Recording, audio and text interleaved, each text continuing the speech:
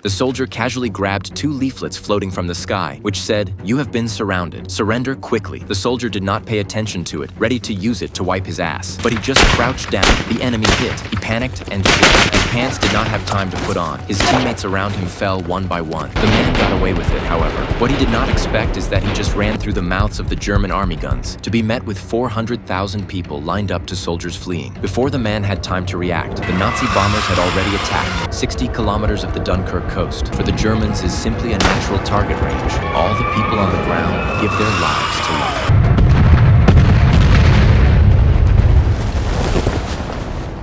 The bombing ended. The men who escaped again slowly got up, and those who could no longer get up were left on this beach forever. This is the history of the Dunkirk retreat, 1940. The British and French Allied forces were defeated by the Nazis. 400,000 troops were forced to Dunkirk, back to the sea facing the Germans. The 400,000-strong army was surrounded and about to be annihilated. But at that very moment, Nazi Führer Hitler made the enigmatic decision to stop the attack and convert it into an air raid, which gave the 400,000-strong Anglo-French army a miraculous respite. But even so, it was almost impossible to get out of there alive. The small harbor, the scarcity of ships, the 400,000 soldiers lined up, and the bombers circling in the air made returning to the country and going home an unattainable luxury. And when the men saw a wounded man who was still alive, he and another soldier exchanged glances and quickly lifted a stretcher and ran for the docks to try to cut in line by transporting the wounded and get on the evacuating warships ahead of schedule. However, the wounded soldier just sent up, they were driven off the ship. The reluctant two men did not leave, but hid under the pier,